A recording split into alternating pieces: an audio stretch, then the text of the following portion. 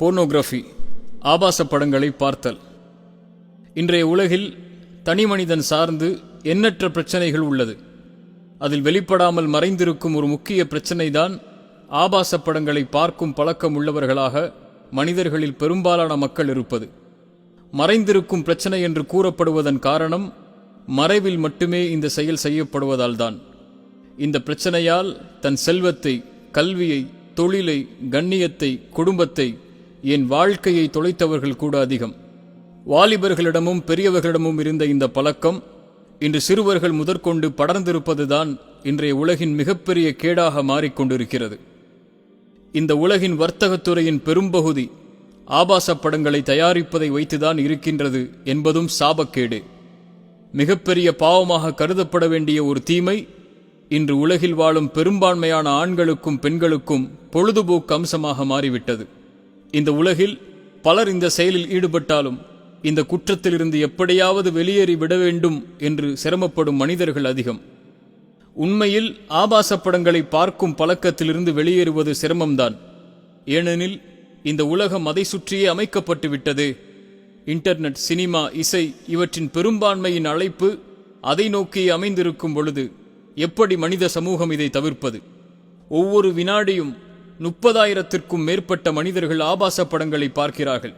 விபச்சாரத்தை குற்றமாக கருதும் பலர் கூட விபச்சாரத்தில் இருந்து உருவாகும் இந்த செயலை குற்றமாக கருதுவது கிடையாது. என் தோழனே, ஆபாச படங்களை பார்க்கும் பழக்கம் உன் சிந்தனையில், குடும்ப வாழ்வில், குறிப்பாக ஆன்மீக வாழ்வில் பெரும் பாதிப்புகளை ஏற்படுத்திவிடும். உன் நற்பிறப்பையே கேள்விக்குள்ளாக்கும் செயல் இது. எப்படி சிந்தனையில் பாதிப்புகளை ஏற்படுத்தும் தெரியுமா? ஒரு மனிதன் தன் சிந்தனையை எதை கொண்டு நிரப்புவானோ அதை கொண்டே இந்த உலகில் அனைத்தையும் உற்று நோக்குவான்.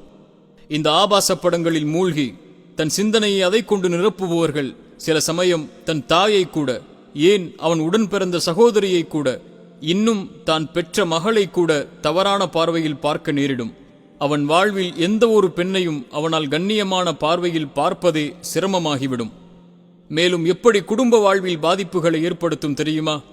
இன்றைய உலகில் கணவனும் மனைவியும் சேர்ந்து ஆபாச படங்களை பார்க்கிறார்கள். இந்த உலகத்தில் சொல்லப்படும் ஒரு பொய் அதற்கு வழியை ஏற்படுத்துகிறது. ஆபாச படங்களை பார்ப்பது கணவன் மனைவியின் மகிழ்ச்சியான வாழ்க்கைக்கு வழிவகை செய்யும் என்பதே அந்த பொய். ஆம், கணவனும் மனைவியும் சேர்ந்து பார்க்கும்போது வெறும் பணத்திற்காக மருந்துகளை எடுத்துக்கொண்டு தன்னை அலங்கரித்துக் கொண்டு பொய்யாக நடிக்கக்கூடியவர்களைப் போன்று உண்மையாக வாழ வேண்டும் என்று முயற்சி எடுக்கின்றார்கள். இறுதியில் அம்முயற்சி தோல்வியை தழுவுவதே மனமுறிவுக்கு அடிப்படை காரணமாக அமைகிறது. இந்த ஒப்பீடே அதிருப்தியை அவர்களுடைய வாழ்வில் ஏற்படுத்தி விடுகிறது. இன்னும் பலர் திருமணம் இந்த பழக்கத்திற்கு முற்றுப்புள்ளி என்று எண்ணுகிறார்கள். ஒருபோதும் அல்ல. ஒருவன் இந்த பழக்கத்திற்கு அடிமையாகிவிட்டால், அதிலிருந்து விடுபட முயற்சி இல்லை என்றால் மரணமே அதன் முற்றுப்புள்ளியாக அமையும். இறுதியாக, குறிப்பாக ஆன்மீக வாழ்வில் எவ்வாறு பாதிப்புகளை ஏற்படுத்துகிறது என்று பாருங்கள். இந்த உலகத்தில் செய்யப்படும் எந்த ஒரு தீமையும் படைத்த இறைவனை விட்டு ஒரு மனிதனை தூரமாக்கும். அதுவும் ஆபாச படங்களை பார்க்கும் பழக்கம் இறைவனுக்கும் அந்த மனிதனுக்கும் இடையில் ஒரு பெரிய தடையை ஏற்படுத்திவிடும். ஆபாச படங்களை பார்க்கும் யாராக இருந்தாலும் தன் தாயோ தந்தையோ அருகில் இருந்தால் பார்ப்பார்களா? ஏன் அவர்கள் தன்னை கண்ணியமாக கருதுகிறார்கள்? அவர்கள் நான் பார்ப்பதை பார்த்துவிட்டால் என்னை தண்டித்து இழிவாக பார்த்து விடுவார்கள் என்ற பயம்தானே. ஏன் உங்கள் சகோதரி அருகில் இருந்தால், உங்கள் ஆசிரியர் அருகில் இருந்தால், உங்கள் குழந்தை அருகில் இருந்தால், உங்கள் வேலையாள் அருகில் இருந்தால் பார்ப்பீர்களா? ஒரு அறையில் ஜன்னல்களை அடைத்துவிட்டு, கதவுகளை தாளிட்டு, விளக்குகளை அணைத்துவிட்டு இருளில் ஆபாச படங்களை பார்க்கிறீர்கள். வெளியில் காலணி அணிந்து கொண்டு உங்களின் தாய் நடந்து வருகிறார்கள் என்றால் என்ன செய்வீர்கள்? அந்த காலடி சப்தத்திற்கு பயந்து நீங்கள் வெட்க உணர்வை கொண்டு பார்ப்பதை மாற்றிக்கொள்வீர்கள். அப்படித்தானே? ஜன்னல்களை அடைத்துவிட்டு, கதவுகளை தாளிட்டு, விளக்குகளை அணைத்துவிட்டு இருளில் ஆபாச படங்களை பார்க்கும் நேரத்தில் உங்கள் இறைவன் உங்களை பார்க்கவில்லையா? இந்த இருளோ கதவுகளை அடைத்திருப்பதோ அவனின் பார்வையை, கண்காணிப்பை தடுத்து விடுமா என்ன? உங்கள் தாய் தந்தைக்கு, சகோதரிக்கு, பிள்ளைகளுக்கு, வேலையாளுக்கு, ஏன் உங்கள் தாயின் காலணி சப்தத்திற்கு கொடுக்கும் வெட்க உணர்வை ஏன் படைத்த இறைவனுக்கு கொடுப்பதில்லை? உங்களை பார்ப்பவர்களில் கடைசி தரம் உங்கள் இறைவனுக்கா? இறைவன் கூறுகிறான், கேளுங்கள். அவன் செய்யும் இந்த துஷ்ட காரியங்களை நிச்சயமாக இறைவன் பார்க்கிறான் என்பதை அவன் அறிந்து கொள்ளவில்லையா? மேலும் இறைவன் கூறுகிறான், நிச்சயமாக வானங்களில் உள்ளவைகளையும் பூமியில் உள்ளவைகளையும் அவன் அறிகிறான் என்பதை நீர் பார்க்கவில்லையா? 3 பேரின் ரகசியத்தில் அவன் 4ஆம் அவனாக இருக்கின்றான். இன்னும் 5 பேரின் ரகசியத்தில் அவன் 6ஆம் அவனாக இருக்கின்றான். இன்னும் அதைவிட மிக குறைந்தோ அதைவிட மிக அதிகமாகவோ அவர்கள் எங்கிருந்தாலும் அவன் அவர்களுடன் தான் இருக்கின்றான் என்று. மேலும் இறைத்தூதர் சொன்னார்கள், திகாமா அளவு நன்மைகள் இருந்தாலும் நாளை மறுமையில் தூசிகளாக மாற்றப்படும். ஏனெனில் தனிமை என்ற நிலை வந்தால் இறை சட்டங்களை முறித்துக் கொள்கிறான் என்று கூறினார்கள். ஆம், வெளிப்படையானவனுடைய வாழ்க்கை இறை வழிபாட்டில் கழிகிறது. தனிமை என்று வந்துவிட்டால் பாவங்களை செய்கிறான். இறை பார்வையை மறந்து ஒரு மனிதன் வாழ்வதை விட இறைவனிடத்தில் பெரிய குற்றம் எதுவுமில்லை. இந்த பழக்கத்திற்கு அடிமையானவர்கள் வெளியேற சில வழிகளை குறிப்பிடுகிறேன். முதலில் இறை நினைவுதான் அதற்கு அடிப்படை. நான் தனிமையில் இல்லை, என்னை யாரும் கண்காணிக்கவில்லை என்றாலும் என் இறைவன் என்னை கண்காணிக்கின்றான், அதுதான் என் மீது இருக்கும் முதன்மையின் பார்வை என்ற எண்ணம், இதுதான் பாவத்தில் இருந்த அந்த மனிதன் வெளியேறுவதற்கு அடிப்படை. ஒரு இறைத்தூதரின் வாழ்விலிருந்து பாடம் பெறுவோம் வாருங்கள். யூசுப் நபி அவர்கள் சந்தையில் ஒரு அடிமையாக விற்கப்பட்டு அந்த நாட்டின் மந்திரியால் விலைக்கு வாங்கப்படுகிறார்கள். அந்த மந்திரி தன் மனைவியிடத்தில் வளர்ப்பு மகனாக ஆக்கிக் கொள்ளலாம் என்று பொருள்பட கூறுகிறார்.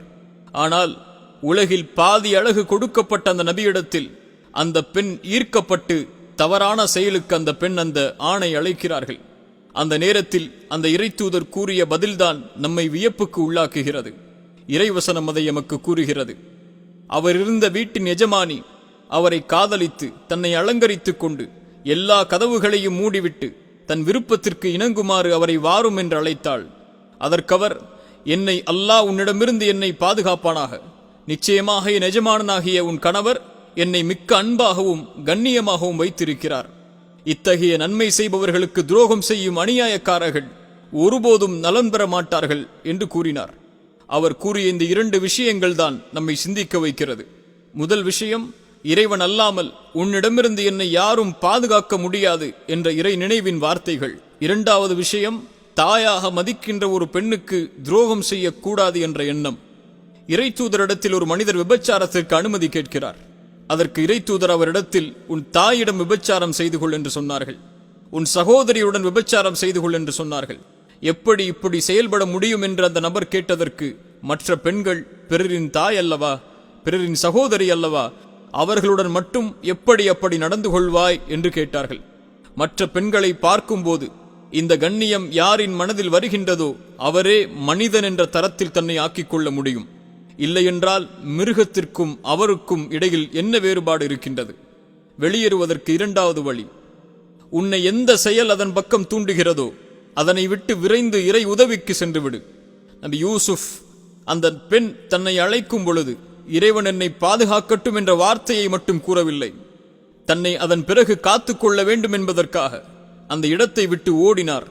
அந்த பெண் பின்னால் துரத்தி சென்று அவர்களுடைய சட்டையை கிழித்தார்கள் என்று இறைவசனம் சொல்லுகிறது.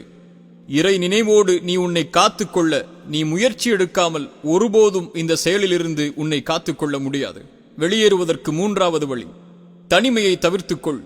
தனிமையில் நீ இருக்கும்போது தன்னை வெளிப்படுத்தி உனக்கு முன் அழகான ஒரு பெண் வந்து அல்லது அழகான ஒரு ஆண் வந்து தவறான செயலுக்கு அழைத்தால், இறைவனை பயம் கொள்ளும் சக்தி உன்னிடத்தில் இல்லாத வரை தனிமை உனக்கு தடுக்கப்பட்டது.